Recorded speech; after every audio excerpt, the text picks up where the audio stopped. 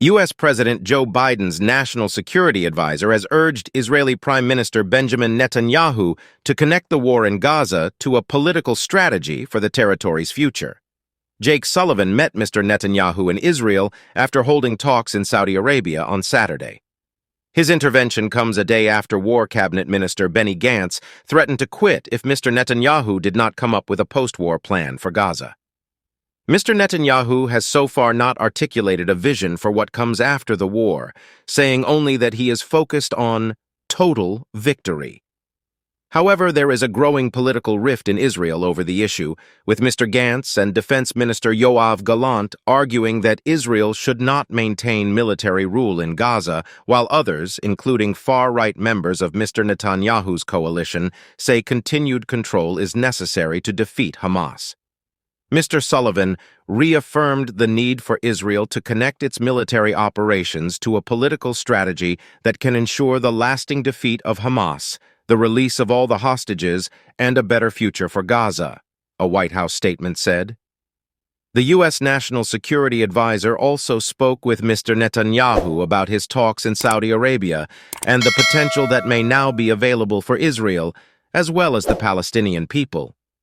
The Biden administration has been working on a possible deal that would include Saudi-Israeli normalization and a commitment to pursuing a two-state solution for Israel and the Palestinians, the long-held international formula for peace.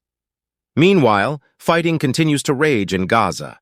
The UN says about 800,000 people, many of whom have been displaced multiple times over 7 months of war, have left the southern Gaza city of Rafah, where Israel has launched a military operation targeting what it says is Hamas's last stronghold in Gaza.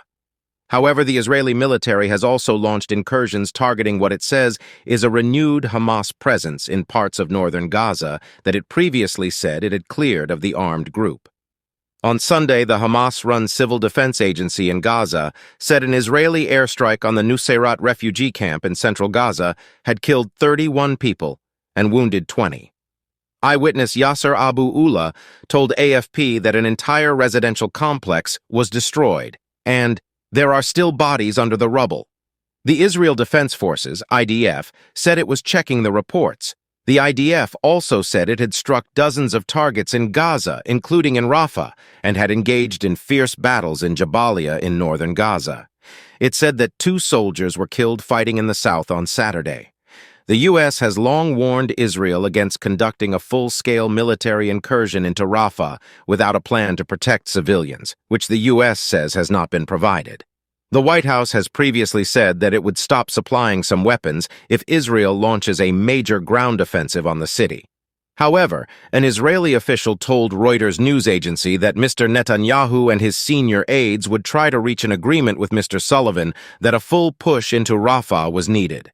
In his intervention, Mr. Gantz set an 8th of June deadline for a plan to achieve 6 strategic goals, including the end of Hamas rule in Gaza and the establishment of a multinational civilian administration for the territory.